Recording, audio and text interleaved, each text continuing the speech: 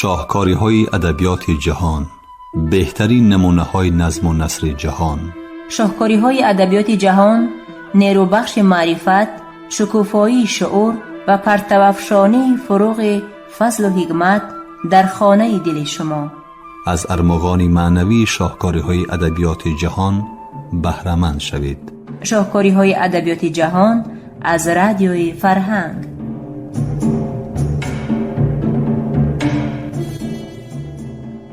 درود به دوستداران برنامه‌های ادبی رادیوی فرهنگ. گفتارمان را از سلسله خوانش بدیعی شاهکاری‌های ادبیات جهان آغاز می‌بخشیم. گفتار 14 را از روی رمان مارتین ایدن نویسنده آمریکایی جک لندن در قرائت عبدالجلیل امان بشنوید.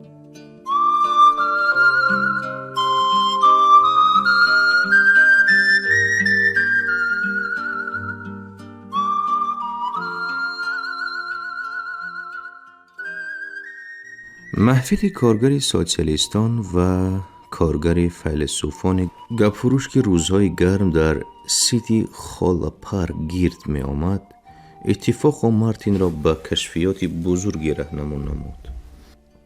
مارتین ماه 2 مرتبه از بین باغ به کتابخانه رفته ایستاده، از دوچرخه فرو آمده به بحث و مناظره به کمال دقت گوش می انداخت و هر دفعه با یک مشقت زیاد از آنها جدا می شد. آهنگ عمومی این مباحثه ها نسبت به مباحثه های سر دستورخوان میستر مارز دیگر بود. مباحثان شخصانی چندان با نفوذ و معتبر نبودند. آنها اینان جوش و خروش و غیرت را رها کرده به سر یکدیگر باران لقب‌های بالا خاندار، دشنام‌های دستبرینجی و کنایه‌های زهرآمیز می‌ریختند. 2 مرتبه کار به کرتدرانی عاید شد. با وجود این مارتین خود از سببش بی‌خبر حس می‌کرد که در این مباحثه ها اساسی پایداری هست. آنها با اون نسبت به دogmatismi آرام و با تمکین میستر مارز سخت‌تر تأثیر می‌کردند. به خیالش در وجود این آدمان که زبانی انگلیسی را بی‌رحمانه ویران می‌کردند، مثل دیوانگان ایما و اشارت می‌کردند. به رقیبان خود به خشم و غضب دد صفت حمله می‌آوردند. نسبت به میستر مارز و دوست وی میستر بتلر چندین مراتبه پیشتر جوش و غیبت نهان بود. از ازدحام باغ مارتین چندین بار نام گیربرت سپنسر را شنیده بود، اما یک روز به آنجا شاگرد و پیروی او آوارگردی بی‌طالعی آمد. او در بر کرته‌ای دریده داشت و برای آنکه بی کرته بودنش را پنهان دارد همه تگمه‌هایش را گذرانیده بود.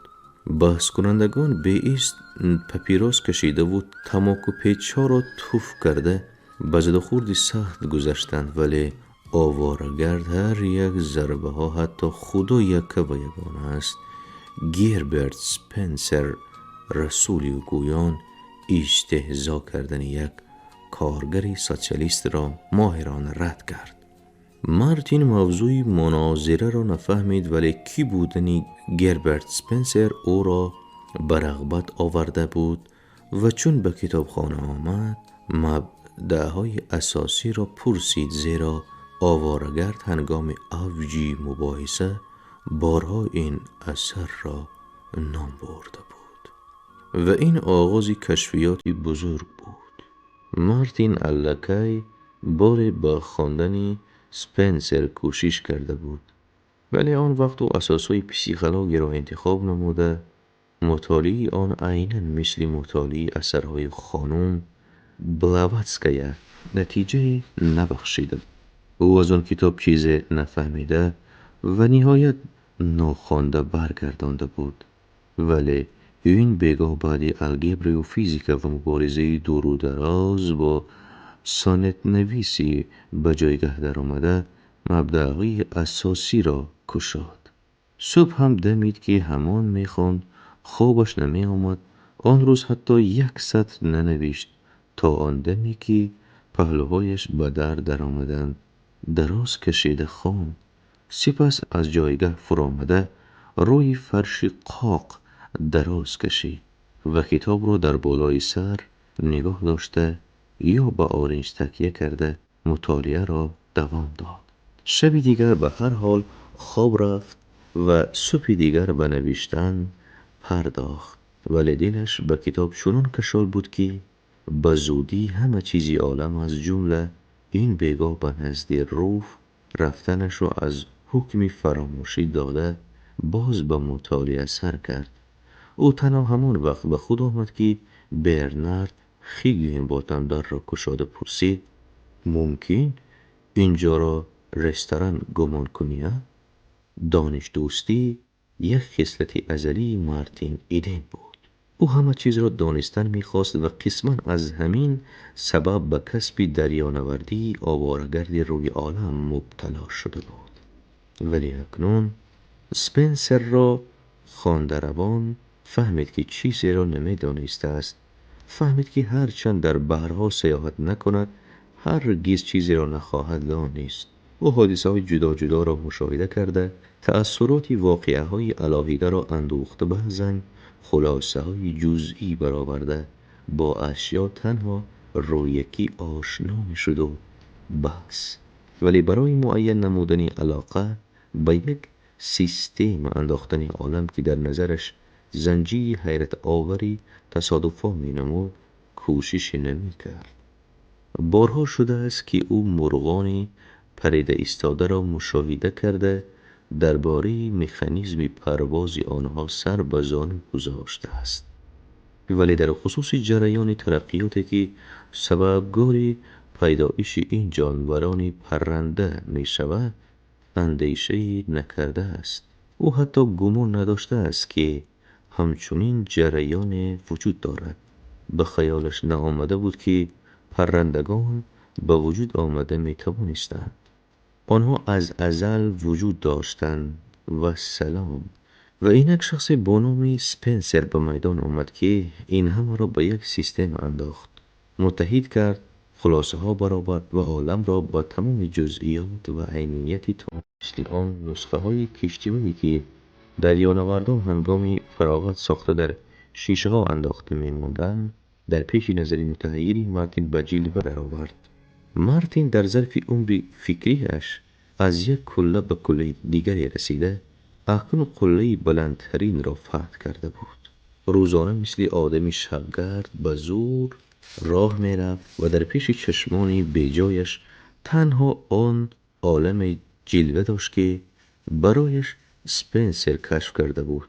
هنگام خوراکخوری در سری دسترخوان به گوشش نه یگان گپ می در آمد نه ماجرای اطرافیان در خصوص معده چویده های زندگانی، چرا که عقلش با شدت کار کرده علاقه عصبی آن همه چیزی را که او میدید آشکار ساختنی میشد.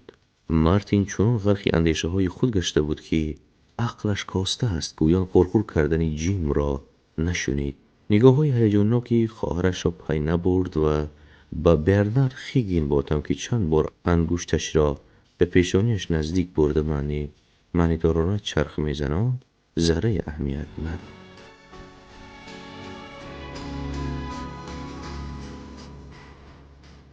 برای مارتین این منبع ادانشوندی تعجب بود و او اکنون همواره با آن بند بود که علاقه اشیا و حادثه های نه تنها این سیاره بلکه سیاره های دیگر را مقرر سازد. او روی خطهای بیشمار اشیایی تماما مختلف را ترتیب داده و تا دمی که علاقه بین آنها را انیخته می کرد خاطرش جمع نمی شد. تو کلورم، داد میزد او به عکس خود در آینه. تو هوسی نویسندگی کردی و چند چیز نوشتی لیکن درباره چی نوشتنت معلوم نبود. خیر تو چی داشتی؟ فهمیشی کودکانه، احساسی نابالغ و تصورات خیره از زیبایی، ظلمت جهالت، دلی که تیار بود از حس محبت ریش می شود و همچنین عزت نفسی به مثال محبت بی اندازه و به مثال جهالت ناامید. و تو هوس نویسندگی کردی ولی آخر تو اکنون درک کرده ایستاده ای که درباره چی نوشتن لازم است. تو میخواستی زیبایی را به وجود آوری ولی خود از طبیعتی زیبایی مطلقا بیخبر بودی. تو میخواستی درباره عالم نویسی ولی عالم برایت یک سر معما بود و هرچی ننویسی مراتب دیگر نادانی خود را نشان میدادی. لیکن غم نخور مارتین جیگرم، تو حالا چیزی بسیار مینویسی. تو الکی از بعضی چیزها با خبری. راستی که این همه خیلی کم است، لیکن اکنون راهی درست را پیش گرفته ای و به زودی چیزی بسیاری را دانسته میگیری. اگر بخت مددگارت شود پس یگان وقت قریب همه این چی را که دانستن ممکن است خواهی دانست و انا آن وقت تو به نوشتن سر میکنی.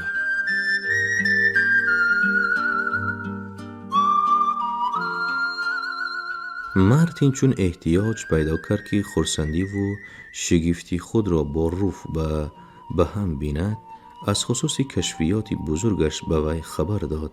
اما روف این خبر را به آرامی پذیرفت، چرا که یقین این همه را پیشتر میدانست. اما مارتین این استهزای او را چندان به اعتبار نگرفت، زیرا دیگر پی می برد که آلن مطلقا عاشق روف نیست. من بعد از روی دلیل‌های مختلفی میده چویده باوری حاصل کرد که آلن به روف نه تنها عاشق نیست بلکه با او با یک خصومتی آشکارا مناسبت می کند. این به مارتین تماما نامفهوم نمود. این حادثه بود که او آن را به حادثه های دیگری عالم پیوسته نمی توانست. به این جوان که ظاهراً کدام یک علتی طبیعی به او خلل می رساند تا لطافت و زیبایی روف را قدر کند رحم مارتین می آمد. آنها اکثر وقت روزهای یکشنبه همه یک جای ولسیپدرانی می کردند و مارتین هنگام این سیر و گشتا باوری حاصل می کرد که روف و آلن در نظر دوست نمایند هم در از سنگ در بغل داشتند. آلن روف، ارتور و مارتین را به اختیارشان گذاشته بیشتر به نارمن آشنایی می کرد و برای این کارش مارتین از او سپاسگزار بود. این روزهای یکشنبه برای مارتین دوچند عید بود، چرا که آنها به او امکاناتی با رفاه خوردن را میدادند و گذشته از این او را به جوانان صنف وی در یک قطار میگذاشتند. مارتین از آن در تعجب بود که سپنسر را کم خواندند. گربرت سپنسر گفت کتابدار شعبه معلوماتی آها این عقل و خرد بزرگ است، ولی ظاهرا خودی کتابدار نیز از اثرهای این عقل و خرد بزرگ چندان خبر نداشت. مارتین روز هنگام خوراکخوری در خانه مارزها در حضور میستر بتلر از خصوص سپنسر گپ گشاد. روز برای وقت شده او از بحری الگبر و گیومتری برآمدنی شد. با آموختن تریگونومتری حتی شروع نکرد. سپس در جدولش فقط فیزیک را ماند. خیمی را خط زد. آخر من متخصص نگفت او به روف. خود را سفید کردنی شده و متخصص شدنی هم نیستم. آخر علم چنان به حد و حساب است که یک کس در تمام عمر هم همه آنها را آموخته نمیتواند. من معلوماتی عمومی گرفتنیم. اگر به من دانشی مخصوص لازم شود به کتاب مراجعت میکنم، لیکن اگر خودی کس دانش داشته باشد تماما دیگر است. اعتراض کرد روف. دانش داشتن چی لازم؟ ما همیشه از عمل متخصصان استفاده میبریم. متخصصان برای همین لازم دیه. مثلا امروز به خانه شما در آمده دیدم که در اینجا موری تازه کنها کار میکنند. آنها هم متخصصند و چون کاری خود را در آخر رساندن، شما که از ساخت پیچ ها تماما بیخبر از موری های تازه استفاده میبرید. این تشبیهاتان تماما بی‌مورد. روف به او نارضایانه نگریست و مارتین در نگاه و آهنگ گفتاری وی طعنه و ملامت خواند، ولی در دل باوری داشت که حق است.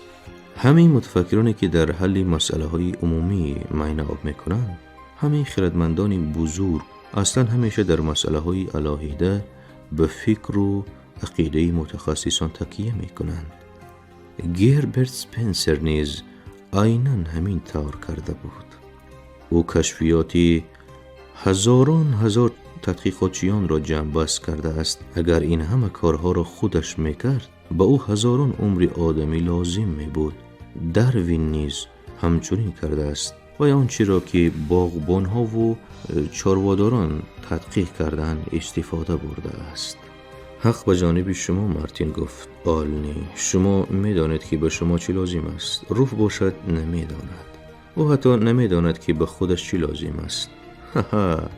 به روف امکانیت اعتراض بیان کردن نداده سخنش را ادامه داد.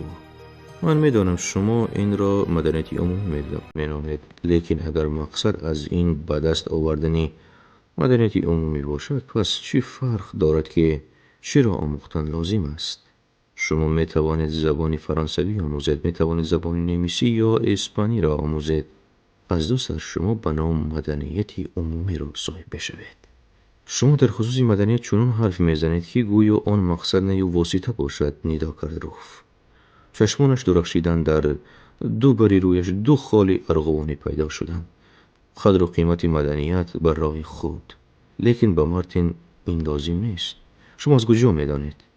به شما چی لازم است مارتین؟ پرسید آلنی یک بار به سوی او روی گردانده. مارتین خود را نهایت ناهنجار حس کرده التجاآمیز به روف نگریست. خیر گویید به شما چی لازم؟ گفت روف. این بحث ما را حل میکند. البته به من مدنیت لازم است، گفت مارتین بجرأتانه. من زیبایی نفاست را میپرستم. مدنیت باشد به من امکانیت میدهد که آن را بهتر فهمم و قدر کنم. روف با قیافه تنتنناب سر جنباند. بیهوده خود شما هم این را نقض میدانید، گفت آلنی. مارتین در تلاش شهرت است، نه مدنیت، و آن که در وضعیت او شهرت مدنیت به هم علاقمندند تصادفی صاف است و بس. از آن تحصیل علمی که ما هم شما هم من هم ارتورو و هم نورمان کردیم چی سود؟ ما از مدنیت عمومی رسا سیر شده ایم، لیکن پگاه پدرانمان مفلس شوند از افتش بجز امتحان معلمی مکتب را سپاریدن دیگر چاره نداریم. روف باشد کارش آمد کند به معلمی مکتبی دهی یا معلمی موسیقی در پنسیون دختران امید بسته میتواند. خودی شما چی کار میکرده؟ پرسید روف. البته یگان کاری درست نه. برای روز $1.5 کار کردن به هر کاری پس راضی می شدم و توکل کرده در مؤسسه خیلی معلم می شدم و طلبه های کنذهن را به امتحان تیار می کردم. من توکل کرده می گویم برای آن که بعدی 1 هفته مرا یقین برای کار ناشایمی از کار پیش می کردن. شما چی گفته؟ پرسید مارتین از آلنی که به سوال ناگهانی خود جریان فکری او را بریده بود. من پرسیدم که نخواد شما بیعقلی کرده زبان لاتینی را هم آموزه. زبان لاتینی آدم را نه تنها مدنیت ناب میکند. میان گپی او را برید روف. همچنین مشقی معینه است. خوش گل زنید مارتین. شما لاتینی را میآموزه؟ ایستادگری میکرد آلنی. مارتین را یک حالتی تنگ روی داده بود. او میدید که روف با یک بیقراری جواب او را نگران است. میترسم که دستم نمیرسد، جواب گردان او نهایت. آموختنم ممکن بود لیکن دستم نمیرسد. دیدید دو مارتین مدنیت عمومی شما مطلقا لازم نیست. تنتنه کرد آلنی. او در زندگی چیزی را کامیاب شدن است به قطار آدم در آمدن است. درست، لیکن آخر این مشق معینه است. این انتظام است. زبان لاتینی معینه را به انتظام می‌درآورد. این سخنان را گفتن و روف به مارتین نگریست. گویا از او خواهش میکرد که حکم خود را دیگر کند. آیا شما دیدید که فوتبال بازان پیش از بازی مشق میکنند؟ زبان لاتینی برای متفکران عیناً چنین وظیفه را ادا میکند. این مشق است.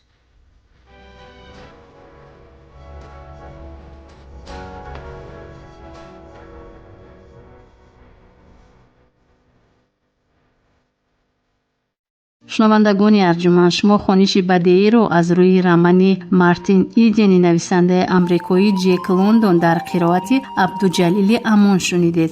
поёни гуфтори 14. Коргардон Даврон Соҳибзода шоду сарбаланд бошед.